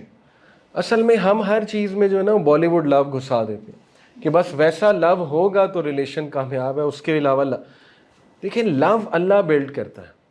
We have to be loyal and appreciative کہ یہ خاتون چاہے چلے آپ کو لیٹس سپوز کر لیں دل سے نہیں پسند, یا خاتون کو شوہر نہیں پسند ہے, کم از کم اتنا تو اپریشیٹ کریں کہ یہ لائل ہے میرے ساتھ, ٹھیک ہے, کم از کم اتنا اپریشیٹ کریں میرے کام آنے والے ہیں, میرے جیون ساتھی ہیں. تو یہ تلقین کی اللہ کے نبی نے, ٹھیک ہے. اس کے بعد لوگوں میری بات سمجھ لو, میں نے حق تبلیغ ادا کر دیا, میں تمہارے درمیان ایک ایسی چیز چھوڑ کر جا رہا ہوں کہ تم کبھی گمراہ نہ ہو سکو گے اگر اس پر قائم رہو, وہ ہے اللہ کی کتاب. اور ہاں دیکھو دینی معاملات میں غلو سے بچنا کہ تم سے پہلے لوگ انہی باتوں کے سبب ہلاک کر دیے گئے. Beautiful instruction, as long as تم قرآن کو تھامو گے, قرآن کی ٹیچنگز کو تھامو گے اور میری سنت کو تھامو گے تو گمراہ نہیں ہوگے. اسلام از ویری کلیئر, ٹھیک ہے. اسلام کو مشکل ہم نے خود بنایا ہے فرقہ واریت کی وجہ سے. وہی دو چیزیں, لالچ اور خوف, اس کی وجہ سے ٹیچنگز چینج کر دیں, ٹھیک ہے, ڈسٹارٹ کر کے بتاتے ہیں, صحیح دین بتاتے نہیں ہیں, آدھی بات بتاتے ہیں, ٹھیک ہے, انسیکیورٹیز ہیں اس کے پیچھے, بڑا کچھ ہے. اس لیے دین واضح ہے, صبح کی طرح ہے, روشن ہے, عیاں ہے دین, اس میں کوئی گرے ایریاز نہیں ہے کہ ڈاؤٹ فل چیز ہو کوئی, نہیں, حلال حرام از کلیئرلی ڈیفائنڈ, ٹھیک ہے. تو اس لیے کلیئر چلو, علم حاصل کرو. اور میں آپ کو بتاؤں ہم پہ بہت بڑی ذمہ داری عائد ہے. دیکھیں اگر آج کے دور میں کچھ مشکلات ہیں نا تو ساتھ میں آسانیاں بھی ہیں. کئی لوگ یہ کہتے ہیں نا کہ سر آج کے دور میں چلنا بہت مشکل ہے دین پہ. ٹھیک ہے بہت مشکل ہے, ہم مانتے ہیں, فتنے بہت ہیں, ڈسٹریکشنز بہت ہیں, ٹھیک ہے, روٹینز بہت سٹریسفل ہو گئی ہیں وغیرہ وغیرہ. آن دی ادر ہینڈ آسانیاں کتنی ہیں. صحابہ کو واش روم جانے کے لیے آپ کو پتہ ہے کتنا پیدل چلنا پڑتا تھا. صحابہ کو وضو کرنے کے لیے پانی نہیں ملتا تھا, تیمم کرتے تھے, نہانے کے لیے پانی نہیں ملتا تھا, ٹھیک ہے. آپ کے پاس کتنی آسائشیں ہیں, 2 منٹ میں وضو ہو جاتا ہے, ہر جگہ آپ کو پانی مل رہا ہے, ٹھیک ہے, پانی ہی پانی ہے. یہ تو ایک مثال ہے. اس کے بعد آپ دیکھیں کہ صحابہ نے دین پہ عمل کرنا ہوتا تھا تو سب سے پہلے ان کی فیملیز ان کے خلاف ہوتی تھی, اس کے بعد سوسائٹی ان کے خلاف ہوتی تھی. کیا پاکستان میں دین پہ عمل کرنے کے لیے آپ کو کوئی روکتا ہے ہاتھ سے آ کے؟ الحمدللہ یہاں تو مساجد بھی بہت ہیں, یہاں پہ تو دین سے محبت کرنے والے لوگ بہت ہیں. پھر انہیں کچھ سیکھنے کے لیے میلوں دور جانا پڑتا تھا, چٹائیوں پہ بیٹھنا پڑتا تھا. آپ کو اے سی کے کمرے میں یوٹیوب چینلز ہیں آپ کے پاس ویب سائٹس ہیں, اب تو سب کچھ آن لائن آ گیا. قرآن کی تفسیر آن لائن اویلیبل ہے, سیرہ کے لیکچرز آن لائن اویلیبل ہیں, کوئی بھی موٹیویشنل لیکچر ہے, پوڈ کاسٹ اویلیبل ہیں. آسانیاں کتنی ہیں, ٹھیک ہے. تو جہاں مشکلات ہیں وہاں آسانیاں بھی ہیں. اس لیے یہ ایک وسوسہ ہے کہ دین تو بہت مشکل ہے, دین پہ عمل کرنا بہت مشکل ہے. آسانیوں کو دیکھیں اور آسانیوں کا شکر ادا کرتے ہوئے جتنا عمل کیا جا سکتا ہے انشاءاللہ اتنا عمل کیجیے, ٹھیک ہے. تو یہ بات کہی, اور پھر بڑی امپورٹنٹ بات کہی کہ غلو سے بچنا. غلو کیا ہے؟ پرانی قومیں آپ کو پتہ ہے کہ غلو یہ ہے کہ بدعات میں پڑ جانا. بدعات جو ہے یہ ایک بڑا سینسٹیو ٹاپک ہے, لیکن اس پہ ان شارٹ میں آپ کو اس کی ڈیفینیشن بتا دیتا ہوں. دیکھیں ہر وہ چیز جو ثواب کی نیت سے کی جائے, یہاں پہ ورڈ ہے ثواب کی نیت سے, اور یہ کلیم کیا جائے کہ اگر یہ چیز میں کروں گا تو مجھے ثواب ایکسٹرا ملے گا, یہ بدعت ہے unless and until اس کا پروف نہ ہو, ٹھیک ہے. جیسے مثال کے طور پہ میں آپ سے کہوں کہ آج سے میں 2 نہیں 3 سجدے کروں گا نماز میں. آپ کو پتہ ہے ہر رکعت میں 2 سجدے ہوتے ہیں, میں کہوں نہیں میں 3 کروں گا کیونکہ مجھے ثواب اس کا زیادہ ملے گا, تو یہ بدعت ہے. اسی طرح مثال دی جاتی ہے نا کہ دیکھیں نہیں صحابہ کے ٹائم پہ لاؤڈ سپیکر نہیں تھے, صحابہ کے ٹائم پہ ٹائلیں نہیں تھیں مساجد میں, تو آج ٹائلیں ہیں, لاؤڈ سپیکرز ہیں, تو یہ بھی بدعت ہے. تو یہ بدعت نہیں ہے. کوئی شخص ایسا کہتا ہے کہ اذان لاؤڈ سپیکر میں دینے سے ثواب زیادہ ملتا ہے؟ کوئی بھی نہیں کہتا. تو لاؤڈ سپیکر کا آنا یہ بدعت نہیں ہے, یہ تو ایڈوانسمنٹ ہے ٹیکنالوجی میں, ٹھیک ہے. جب کوئی یہ کہہ دے گا کہ لاؤڈ سپیکر میں اذان دینے سے ثواب زیادہ ملتا ہے پھر بدعت ہے. سمجھ رہے ہیں آپ میری بات؟ اسی طرح قرآن کو چومنا بدعت نہیں ہے. ہم چھوٹی چھوٹی بات کو بدعت بھی کہہ دیتے ہیں نا.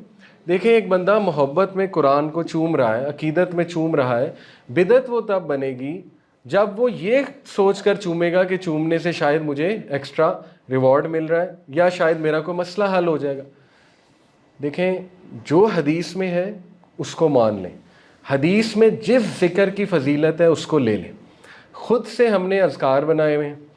ابھی ایک اسٹوڈنٹ بچی مجھے ملی وہاں پہ ایک یونیورسٹی میں, تو بہت پریشان تھی, ان کا چہرہ بتا رہا تھا, کہتی میں انگزائٹی پیشنٹ ہوں, تو میں انگزائٹی میری ختم نہیں ہو رہی. میں نے کہا آپ ذکر کیا کریں.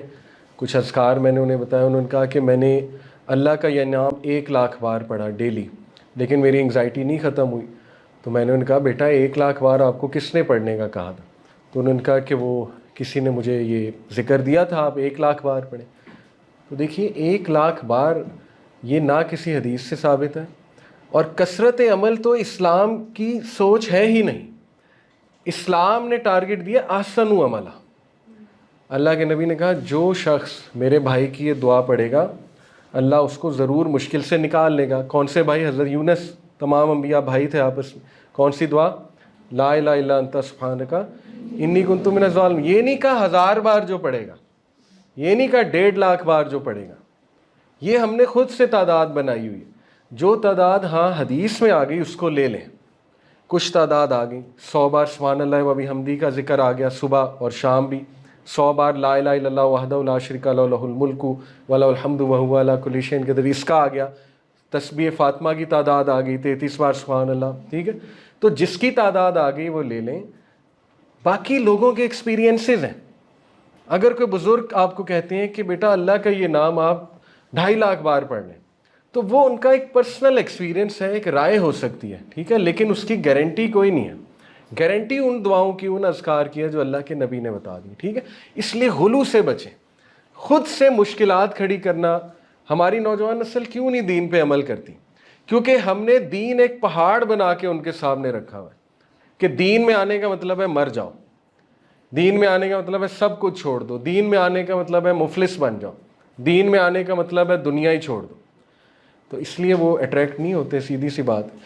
تو اللہ کے نبی نے تو معاذ بن جبل کو حکم دیا تھا یمن بھیجنے سے پہلے کہ لوگوں کو آسان باتیں بتانا, اٹریکٹ کرنا ہے نا, آسان چیزیں بتاؤ. اس کے بعد انشاءاللہ لوگ خود سمجھ جائیں گے. جب انہیں لطف آنے لگے گا آہستہ آہستہ وہ خود سمجھ جائیں گے. یہ تو بہترین وے آف لائف ہے. اس لیے غلو سے بچیں. اور ہمارے کلچر میں بہت غلو ہے, بہت غلو ہے. بلا وجہ کے کسٹمز ہیں. کوئی مرتا ہے تو بریانی کھلانی پڑتی ہے ان لوگوں کو جن کا بندہ مرا ہے. یہ کہاں سے ثابت ہے؟ میں ٹھیک ہے بہت بولڈ باتیں کر رہا ہوں, لیکن یہ خرافات ہیں ہماری سوسائٹی. حدیث میں تو حکم ہے کہ اس کو کھانا بنا کے دو بجائے کہ وہ کھانا. ابھی میں ایک جگہ گیا, میری فیملی میں ہی تھا, حبس کے شدید موسم میں, اگست میں 40واں تھا. حبس کے شدید موسم میں بزرگ جو ہے پسینے میں لت پت تھے اور دیگ سے بریانی ڈال ڈال کے سب کو کھلا رہے تھے. یہ بوجھ کس نے ڈالا ہے؟ یہ غلو کس نے کیا ہے؟ یہ ہم نے خود کیا ہے. ٹھیک ہے, کہیں سے ثابت نہیں ہے کہ اس طرح سے کرنا چاہیے. اس لیے غلو سے بچیں اور صحیح دین پہ جو آسانی ہے اس پر عمل کریں. یہ بہت امپورٹنٹ انسٹرکشن ہے. غلو میں پڑنے کی وجہ سے فرقہ واریت بھی ہوتی ہے. ٹھیک ہے, پھر انسان عمل سے ہٹ جاتا ہے اور بس انسان اپنے فرقے کو ڈیفینڈ کرتا رہتا ہے. یہ بہت امپورٹنٹ انسٹرکشن ہے. اور پھر بہت ہی زبردست بات کی اللہ کے نبی نے, کنکلوڈ اس کو ایسے کیا, شیطان کو اس بات کی کوئی توقع نہیں رہے گی کہ اب وہ اس شہر میں عبادت اس کی جائے, لیکن اس کا امکان ہے کہ ایسے معاملات میں جنہیں تم کم اہمیت دیتے ہو اس کی بات مان لی جائے اور اسی پر وہ راضی ہے. اس لیے تم سے اپنے دین و ایمان کی حفاظت کرنے کی توقع ہے. اللہ کے نبی نے کہا کہ شیطان اس سے تو مایوس ہے کہ دوبارہ اس شہر میں, شہر سے مراد ہے مکہ اور مدینہ, یہاں پہ شرک نہیں ہو سکتا. یہ اللہ کا فیصلہ ہے. ٹھیک ہے, آپ دیکھیں گے انشاءاللہ تا قیامت یہاں پہ شرک نہیں ہو سکتا. اس سے تو وہ مایوس ہے. لیکن باقی کی جو چیزیں ہیں, نفرتیں پیدا کرنا, لڑائیاں لڑوانا, ڈس یونٹی کریٹ کرنا, ٹھیک ہے, فحاشی کے کام کرانا, آپ کو پتہ ہے کہ یہ ہمارا امت مسلمہ کا ایک مسئلہ بنا ہوا ہے آج کل. تو یہاں سے وہ تمہیں کھینچے گا, یہاں سے وہ تم لوگوں کو اپنی طرف بلائے گا. اس لیے حفاظت کرنا. کس کی حفاظت؟ اپنے دین اور ایمان کی حفاظت کرنا. دیکھیں ایز انڈیویجولس آپ لوگ اس کو ایم بنا لیں کہ اپنے بچوں میں دین ٹرانسفر کرنا ہے. ٹھیک ہے, اور اچھے طریقے سے کرنا ہے. وہ ٹریڈیشنل طریقہ جو ہے نا پرانا, کہ بس ایک قاری صاحب آئیں اور آ کے پڑھائیں اور چلے جائیں, نہیں. دیکھیں ان کو انفلوئنسرز بنانا ہے, ان کو پراؤڈ مسلمز آپ نے بنانا ہے, ٹھیک ہے, ان کو جواب دینا اپنے چیزوں کا کہ بیٹا اسلام ہی کیوں, ٹھیک ہے. اسی طرح یہ کہ دین میں یہ چیز کیوں ہے, ذرا پراؤڈ بنے نا, کانفیڈنٹ مسلمان بنے. تو یہ چیز آپ ضرور انسٹل کیجئے گا انشاءاللہ فیوچر میں اپنے بچوں میں. اس سے جنریشن سنور جاتی ہیں, یقین کیجئے. آپ کی جنریشنز کو اللہ لیڈر بنائے گا, امامت دے گا اس کی بدولت, ٹھیک ہے, عزت دے گا اللہ تعالیٰ, اللہ رزق دے گا انہیں, آپ کا نام قائم رہے گا تا قیامت. یہ ہے اصل میں ویژن. اس ویژن کے بارے میں سوچیں, ٹھیک ہے. اس کے بعد لوگوں اپنے رب کی عبادت کرو. یہ کیا آ گیا, حقوق اللہ. پہلے کیا تھا, حقوق العباد. حقوق العباد کی بات پہلے ہوتی ہے, کیونکہ عبادات کا بھی مقصد آپ کو اچھا انسان بنانا ہے. دین ہے یہ. آج آپ کتنے لوگوں کو دیکھ کے مسکرائے, کتنوں کی مدد کی, رائٹ, آپ نے کتنے لوگوں کے لیے آسانی پیدا کی, یہی تو دین ہے. تو پھر فرمایا اپنے رب کی عبادت کرو, 5 وقت کی نماز ادا کرو, رمضان میں مہینے بھر کے روزے رکھو, اپنے مالوں کی زکوٰۃ خوش دلی کے ساتھ دیتے رہو, اپنے اللہ کے گھر کا حج کرو, اور اپنے اہل امر کی اطاعت کرو, تو تم اپنے رب کی جنت میں داخل ہو جاؤ گے. دیکھیں بڑی کلیئر انسٹرکشنز ہیں. نمبر 1 توحید. توحید کو سیکھیں, رب کون ہے اس کو سیکھیں. دیکھیں ہمارے ہاں چھوٹی چھوٹی خرافات ہیں جو عقیدے میں خلل لاتی ہیں. عقیدہ کرپٹ ہو گیا تو انسان ویک بن جاتا ہے. اللہ نے سورہ عنکبوت میں ایک خوبصورت بات کی. سورہ عنکبوت, عنکبوت کہتے ہیں اسپائڈر کو, کس کو, مکڑی کو. اللہ نے مثال دی کہ وہ لوگ جو اللہ کے علاوہ دوسروں پہ ریلائی کرتے ہیں, ان کی مثال مکڑی کے جالے کی سی ہے.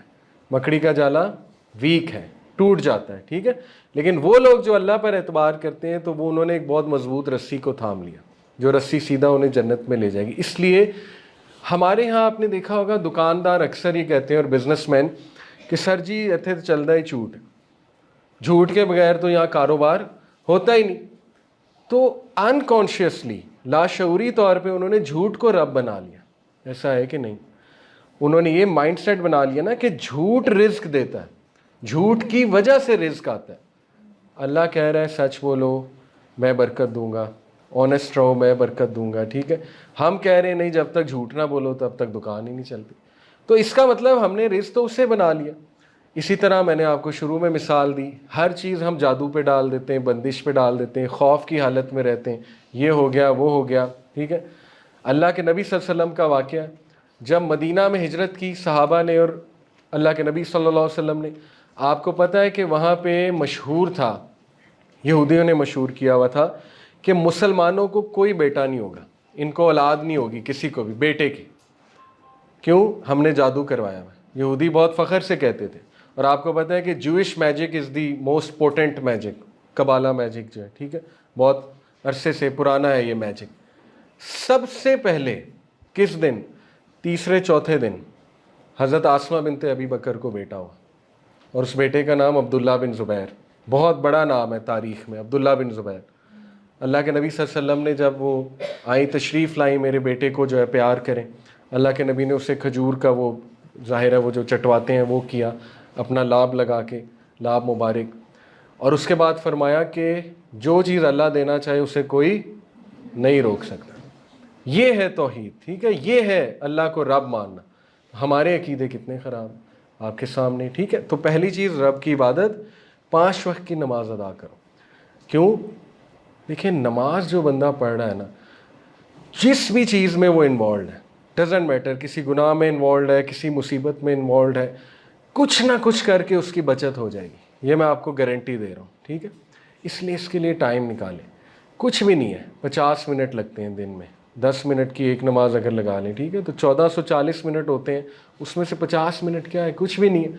تو وضو میں رہا کریں تاکہ آپ کو بار بار یہ سستی نہ ہو یار دوبارہ وضو کرنا پڑے گا. وضو میں رہیں, فرض پڑھ لیں شروع میں, صرف کم از کم فرض تو پڑھیں نا. سنتیں چلیں, عادت بنے گی آہستہ آہستہ انشاءاللہ, سنتوں پہ بھی آ جائیں گے. فرض تو پڑھے جائیں, آہستہ آہستہ آپ کو لطف بھی آنے لگے گا اس میں, ٹھیک ہے. خود ہی پتہ لگ جائے گا کتنی خوبصورت چیز ہے انشاءاللہ. یہ ہے کہ اس میں ہم ریگولر ہوں. رمضان میں مہینے بھر کے روزے, بڑی امپورٹنٹ انسٹرکشن ہے. زکوٰۃ آج کل نہیں دی جاتی, لوگ پلاٹس پہ نہیں دیتے, اس پہ ذرا نالج لیں. زکوٰۃ پلاٹس پہ بھی ہوتی ہے, ٹھیک ہے. زکوٰۃ کتنی ہوتی ہے اس میں نالج ہمیں ہونا چاہیے. اور اللہ کے گھر کا حج کیجئے, یہ اس کو بھی گول بنا لیجئے. یقین کیجئے میں نے حج کیا الحمدللہ اس سال جولائی میں, تو دیر از نتھنگ لائک حج. سب سے جو زبردست انویسٹمنٹ ہے آپ کی زندگی کی وہ حج ہے, یہ میں آپ کو گارنٹی دے رہا ہوں, ٹھیک ہے. سب کچھ چینج ہو جاتا ہے آپ کا, اس لیے اس کو بھی ویژن میں رکھیں, یہ حکم ہے. باقی یہ کہ آئی نو مہنگا ہے بہت زیادہ, لیکن نیت ایک رکھی جائے, کوشش کی جائے, انشاءاللہ اس کی اللہ تعالیٰ ضرور کرائے گا. اور پھر فرمایا کہ اہل امر کی اطاعت کرو, ان لوگوں کی اطاعت کرو جن کو اللہ نے تم پہ ذمہ دار رکھا ہے, ورنہ کیوس پھیلے گا نا. دیکھیں اسی لیے ایک آرڈر اللہ نے ڈیفائن کیا کہ مرد جو ہے وہ گھر کا بڑا ہے. اس کی وجوہات ہیں بہت سی, بلکہ یہ تو مردوں پہ ایک ذمہ داری ڈال دی نا, اس سے تو ڈرنا چاہیے مردوں کو. بڑا ہونے کا مطلب یہ نہیں چودھری بنا دیا, بڑا ہونے کا مطلب ہے کہ سب سے پہلے کٹہرے میں اس کو کھڑا کیا جائے گا کہ تم نے کیا کیا اپنے عورتوں کے ساتھ, بچوں کے ساتھ, ٹھیک ہے. تو ایک ذمہ داری ہے. تو جو شخص ذمہ دار ہے اس کی اطاعت بھی پھر فرما دی کہ کرو, نہیں کرو گے تو پھر اس کے لیے مصیبت کریٹ ہوگی نا. ایز لانگ ایز وہ اچھا حکم دے رہے, ٹھیک ہے, ایز لانگ ایز کہ وہ اللہ رسول کے خلاف نہیں جا رہے, تب تک اطاعت کرو اس کی انشاءاللہ, صبر کرو, برداشت کرو, آل دیز تھنگ. باقی یہ کہ حکمران اگر ظاہر ہے آج کل تو بات کی جائے تو مایوسی کی سی ایک سچویشن ہے آپ سب کے سامنے, لوگ پولیٹیکلی بڑا مایوس ہیں, لیکن یہ ہے کہ کم از کم ہمارے اوپر جو لوگ ہیں ان کی اس لیول تک اطاعت کی جائے کہ کیوس نہ مچایا جائے, ٹھیک ہے, اور انہیں تلقین بھی کی جائے حق کی. تو یہ ہم پہ فرض ہے. تو یہاں پہ اللہ کے نبی صلی اللہ علیہ وسلم نے پھر اینڈ میں بہت ایک ظاہر ہے دل کو ہلا دینے والی بات کی, اور یہ فرمایا کہ سنو مجھے نہیں پتا کہ میں اب موجود ہوں گا کہ نہیں ہوں گا. ظاہر ہے اس کے بعد آپ کو پتہ ہے کہ اللہ کے نبی صلی اللہ علیہ وسلم آئی تھنک یہ 1 ایئر آفٹر 1 ایئر تو صحابہ کی آنکھوں میں آنسو بھی آ گئے تھے سن کے. انہیں پتہ لگ گیا تھا کہ اب چونکہ دین مکمل ہو گیا, تو دین مکمل ہونے کا مطلب ہے کہ اب نبی ظاہر ہے وہ اللہ سبحانہ تعالیٰ کے پاس چلے جائیں گے, اللہ انہیں واپس بلا لیں گے. تو ان کی آنکھوں میں آنسو بھی بہت آئے, لیکن اللہ کے نبی نے بہت دل ہلا دینے والی بات اور ذمہ داری ہم پہ ڈالی کہ سنو جو لوگ یہاں موجود ہیں انہیں چاہیے کہ میرا یہ پیغام آگے لوگوں کو پہنچائیں, یہ باتیں ان لوگوں کو بتا دیں جو یہاں نہیں ہیں. ہو سکتا ہے کہ کوئی غیر موجود تم سے زیادہ بہتر سمجھنے والا اور محفوظ رہنے والا ہو, اور لوگوں تم سے میرے بارے میں اللہ کے ہاں سوال کیا جائے گا, بتاؤ تم کیا جواب دو گے.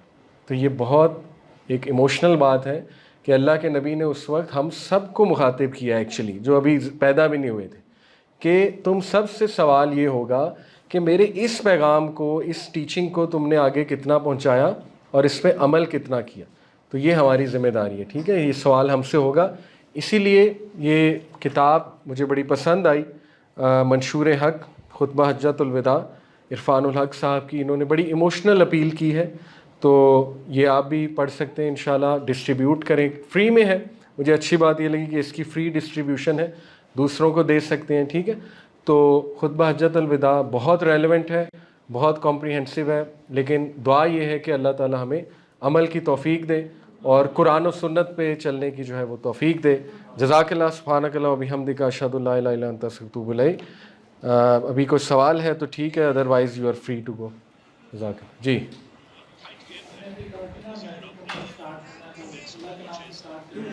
جی جی صحیح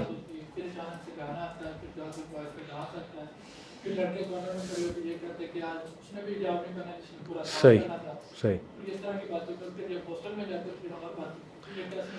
بالکل. دیکھیں یہ کچھ مشکلات ہیں جو ہمیں دیکھنی پڑتی ہیں. اس میں یہ سب سے پہلی تلقین تو دائی کو یہ کی گئی کہ وہ صبر کرے, صبر کا مظاہرہ کرے, کیونکہ مکی دور میں ہم چلے جائیں تو اللہ کے نبی صلی اللہ علیہ وسلم اگز میلہ میں جایا کرتے تھے دعوت دینے. اگز میلہ میں یہی خرافات چل رہی ہوتی تھیں, ٹھیک ہے نا. تو یہ ہے کہ کیوس نہ مچایا جائے, ایک دم سے نا دین سے متنفر نہ ہو جائے نا. دیکھیں کسی دور میں میں بھی کانسرٹس اٹینڈ کرتا تھا, اگر اس دور میں مجھے کوئی بہت زیادہ ڈانٹ دیتا, دین سے متنفر کر دیتا, جج کر لیتا, تو شاید میرا دل نرم نہ ہوتا, ٹھیک ہے. تو ہمیں ایمپتھی دکھانی چاہیے, جج نہیں کرنا چاہیے کہ یہ ٹھیک ہے مسلمان ہی ہیں لیکن بس تھوڑا سا ڈائیورٹ ہو گئے. ظاہر ہے پیئر پریشر ایک بہت بڑی چیز ہوتی ہے, لوگ پیئر پریشر میں چیزیں کر جاتے ہیں, بٹ اس کا یہ مطلب نہیں کہ ان کو تلقین نہ کی جائے, ان کو ذرا احساس دلایا جائے, ٹھیک ہے, بات بتائی جائے, ایڈمنسٹریشن کے پاس جایا جائے. گروپ میں کئی اسٹوڈنٹس ہیں, ان کی سکسیس سٹوریز ایڈمنسٹریشن کے پاس گئے, بہت اچھا کیس پریزنٹ کیا, بہت اچھے سے کہا کہ دیکھیں سر یہ چیزیں آپ کو پتہ ہے اس میں فری مکسنگ ہوتی ہے, اس میں گناہ کے اعمال ہوتے ہیں, ٹھیک ہے, آپ کو بھی پتہ ہے اس کے نقصانات ہیں. تو ہم چاہتے ہیں کہ ایڈمنسٹریشن اس پہ کوئی ایکشن لے, تو پھر وہ کچھ کوشش کرتی ہے ایڈمنسٹریشن بھی. تو یہ ایک ٹرکی چیز ہے, اس میں صبر بھی چاہیے, دعا بھی کریں ان کے لیے اور تلقین بھی کریں انشاءاللہ کہ دیکھیں جی آپ کو چاہیے کہ قرآن کا مذاق تو نہ اڑائیں نا, کہ شروع میں قرآن کی تلاوت ہوئی اور اس کے بعد ناچ گانا ہو رہا ہے. تو اس لیے انشاءاللہ دعوت سے ہو سکتا ہے کہ ان میں چینج بھی آئے. تو یہ کچھ چیزیں میں آپ کو سجیسٹ کر رہا ہوں انشاءاللہ. اور کوئی سوال؟ جی جی جی سر ہماری حکمران تو اس قابل نہیں ہے جو ساتھ دیتی ہے, نہ ہی ہماری اکانومی اس لیول کی ہے. جی تو اس لیول پہ ہم کیا کر سکتے ہیں ہماری ہم دیکھیں, سب سے پہلے تو ہم وہی بات ہے نا, عمل کریں دین پہ. ایک تو یہ بہت بنیادی سلوشن ہے. دوسرا یہ ہے کہ اپنے اینڈ پہ جن چیزوں کا بوائے کیا جا سکتا ہے ان کا اپنے اینڈ پہ ضرور کیا جائے اور آگاہی بھی پھیلائی جائے اس کے حوالے سے. جیسے کچھ برانڈز ہیں, اوتھینٹک ریسرچ کریں کون سے برانڈز ہیں جو ڈائریکٹ امپیکٹ کرتے ہیں اسرائیل کو, ان سے بوائے. ایسے شخصیات سے بوائے جو سلیبریٹیز ہیں, سنگرز ہیں, ایکٹرز ہیں, ایکٹریسز ہیں جو پرو اسرائیل ہیں, ان کو تو ٹوٹلی لسٹ سے نکال دیا جائے, بلکہ ان کو بتایا جائے عوام کو کہ یہ وہ لوگ ہیں. اس کے بعد یہ ہے کہ دیکھیے آگاہی بہت ضروری ہے, پوری دنیا کے سامنے وہ ظلم و جبر لایا جائے. سوشل میڈیا ایک بہت بڑی پوٹنٹ فورس ہے, آپ کو پتہ ہے, اس پہ دکھایا جائے کہ یہ ہو رہا ہے جی پوری دنیا کو. اس سے ایک پبلک اوپینین بلڈ ہوگا. تو آج آ کے دیکھیں ہم تو یہی کر سکتے ہیں. باقی یہ کہ اگر ہماری آواز اوپر تک جاتی ہے, کوئی ریلی نکل سکتی ہے تو ریلی بھی نکالنی چاہیے تاکہ گورنمنٹ تک ایک آواز بھی جائے, فوج تک ایک آواز بھی جائے, ٹھیک ہے, اچھی چیز ہے وہ بھی. تو اپنے اینڈ پہ تو میرا خیال ہم یہی کچھ جو ہے وہ کر سکتے ہیں. سوشل میڈیا پہ ہم کہتے ہیں کہ ہمارے پاس دین کے کافی زیادہ ذرائع ہیں, اپنی اوپینین دے سکتے ہیں. تو انفینٹ پاسبلٹی کے ساتھ ہمارے پاس انفینٹ ڈسپیوٹ کے دور ہم نے سولوشن نہیں نکالنا. بالکل, یہ دنیا ہی ایسی سوشل میڈیا کی, اس پہ دونوں سائڈز ہیں. دیکھیں سلوشن یہی ہے, حق و باطل کی جنگ چلتی رہے گی لیکن حق نے غالب آنا ہے. یہ اللہ کا کام ہے نا. آپ کو بس حکم, وہ علامہ اقبال نے کہا نا, مجھے ہے حکم ازاں لا الہ الا اللہ, بس ہمیں تو حکم یہ ہے کہ تم کام کرو, باقی قبولیت اللہ دینے والا ہے. تو سوشل میڈیا پہ انشاءاللہ جتنی آواز آپ اٹھا سکتے ہیں ضرور اٹھائیں اپنے اینڈ میں. ہم نے تو کل کو اللہ کو یہ جواب دینا نا کہ ہم نے کیا کیا تھا, سب سے پہلے کریں انشاءاللہ. باقی اللہ تعالیٰ برکت دینے والا ہے اور حالات چینج ہوں گے بہت جلدی, آپ دیکھیں گے. حق نہیں غالب آنا ہے انشاءاللہ. یہ بس ہماری آزمائش ہو رہی ہے مسلمانوں کی کہ ہم ذرا سیدھے ہو جائیں. ٹھیک ہے جی, بہت شکریہ.